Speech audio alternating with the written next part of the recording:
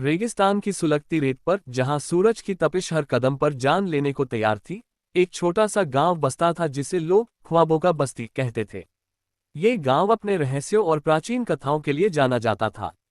गांव के बीचों बीच एक पुराना कुआं था, जिसके बारे में कहा जाता था कि उसमें एक प्राचीन जिन बसता है, जो केवल सच्चे दिल वालों की पुकार सुनता है। लेकिन इस गांव की शांति को एक भयानक रहस्य ने हमेशा के लिए बदल दिया। कहानी की शुरुआत होती है एक युवा योद्धा अर्जुन से, जिसका परिवार इस गांव में कई पीढ़ियों से रहता आया था। अर्जुन का जन्म उस रात हुआ था जब आकाश में एक लाल तारा चमका था और गांव के बुजुर्गों ने इसे एक बड़े बदलाव का संकेत माना था। अर्जुन के पिता रघुवीर गांव के सबसे सम्मानित योद्धा थे, जिन्होंने अपने जीवन में कई बार गांव को लुटेरों और जंगली जानवरों से बचाया था। लेकिन एक रात जब अर्जुन केवल 10 साल का था, एक रहस्यमयी हमले में रघुवीर की मृत्यु हो गई। उस रात गांव के लोग कहते हैं कि उन्होंने भेड़ियों की भयानक चीखें सुनी थी और कुछ ने देखा कि रघुवीर की लाश के पास एक अजीब सी छाया थी, जो मानव जैसी नहीं थी। अर्जुन ने अपने पिता की मृत्यु को कभी स्वीकार नहीं किया। वह मानता था कि यह कोई साधारण हमला नहीं था।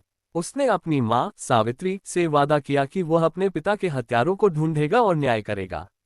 सावित्री, जो एक जानी मानी जड़ी बूटी विशेषज्ञ थी, ने अर्जुन को एक ताबीज दिया जिसमें एक प्राचीन मंत्र लिखा था।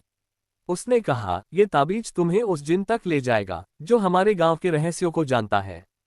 लेकिन सावधान, जिन की मदद की कीमत हमेशा भारी होती है। वर्षों बाद अर्जुन अब एक शक्तिशाली योद्धा बन चुका था। उसने तलवारबाजी, धनुर्विद्या और जंगल में जीवित रहने की कला सीख ली थी। उसका एकमात्र लक्ष्य था अपने पिता की मृत्यु का बदला लेना। एक रात जब चांद खून की तरह लाल था, अर्जुन उस पुराने कुएं के पास गया। उसने अपनी मां द्वारा दिया गया ताबीज निकाला और मंत्र पढ़ना शुरू किया। हवा में एक अजीब सी सनसनाहट हुई और कुएं से एक काली धुंध उठी। धुंध के बीच से एक विशालकाय आकृति प्रकट हुई, जिसके आंखें आग की तरह चमक रही थीं। कौन है जो मुझे पुकारता है? जिन की आवाज गूंज उठी जैसे पहाड़ टूट रहे हों। मैं अर्जुन, रघुवीर का बेटा।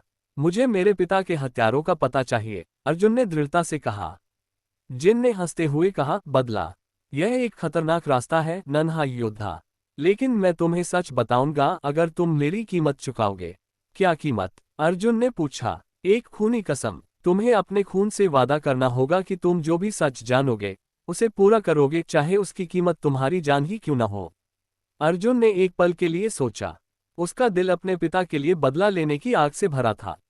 उसने अपनी तलवार से अपनी हथेली काटी और खून की बूंदें कुएं में डाल दी। मैं कसम खाता हूं, उसने कहा। जिन ने संतुष्ट होकर कहा, तुम्हारे पिता को भेड़ियों ने नहीं बल्कि एक प्राचीन सांप ने मारा था। ये शाप तुम्हारे गांव के सबसे पुराने परिवार राठौरों ने डाला था। उनके पास एक प्राचीन किताब है, रक्त पुस्तिका, जिसमें शक्तिशाली जादू लिखा है। लेकिन सावधान, इस किताब की शक्ति को केवल एक सच्चा योद्धा ही नियंत्रित कर सकता है। अर्जुन ने राठौरों के किले की ओर प्रस्थान किया, जो गांव से कई मील दूर एक पहाड़ी पर स्थित था। राठौर परिवार गांव में सबसे धनी और प्रभावशाली था, लेकिन उनकी क्रूरता और रहस्यमयी गतिविधियों की कहानियां गांव में आम थीं। किले के द्वार पर पहुंचते ही अर्जुन को राठौरों के मुखिया विक्रम सिंह ने रोका।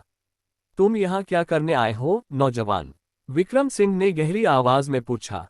मुझे मेरे पिता की मृत्यु का सच चाहिए, अर्जुन ने जवाब दिया। विक्रम सिंह ने ठहाका लगाया।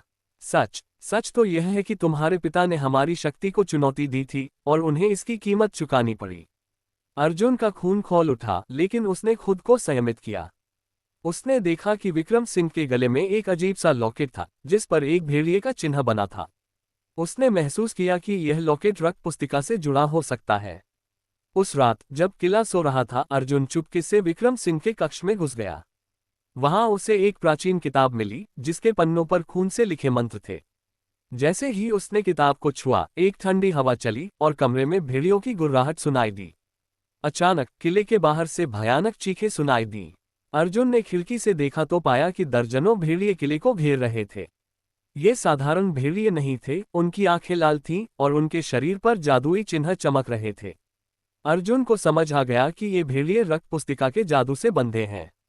उसने किताब को अपने साथ लिया और किले से भागने की कोशिश की, लेकिन राठौरों के सैनिकों ने उसे घेर लिया। विक्रम सिंह ने कहा, तुमने हमारी सबसे बड़ी शक्ति को छुआ है और अब तुम्हें इसकी कीमत चुकानी होगी। अर्जुन ने अपनी तलवार निकाली और सैनिकों से लड़ना शुरू किया।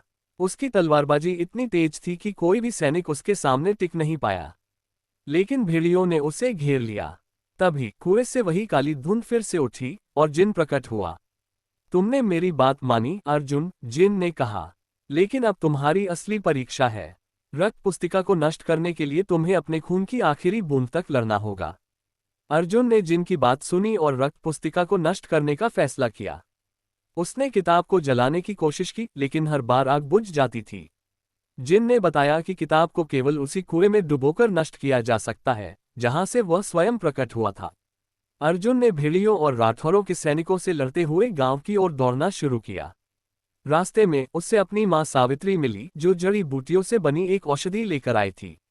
उसने कहा, ये औषधि भेड़ियों के जादू को कमजोर करेगी, लेकिन इसे इस्तेमाल करने का समय सही चुनना। गांव पहुंचते ही अर्जुन ने औषधि का इस्तेमाल किया और भेड़ियों की शक्ति कम होने लगी।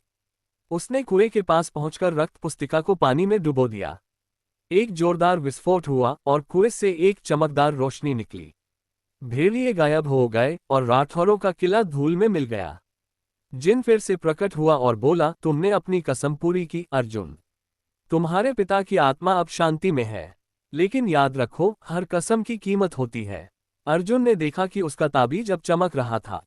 उसने महसूस किया कि उसकी जिंदगी अब बदल चुकी है। गांव के लोग उसे एक नायक के रूप में देखने लगे, लेकिन अर्जुन जानता था कि उसकी लड़ाई ने उसे हमेशा के लिए बदल दिया था। उसने अपनी मां से वादा किया कि वह अब गांव की रक्षा करेगा और कभी भी बदले की आग में नहीं जलेगा। रेगिस्तान की रेत फिर से शांत हो गई, लेकिन ख्वाबों का बस्ती अब एक नई कहानी का गवाह बन चुका था। एक योद्धा की कहानी जिसने अपने पिता के लिए खूनी कसम ली थी और एक जिन की मदद से अपने गांव को बचा लिया था।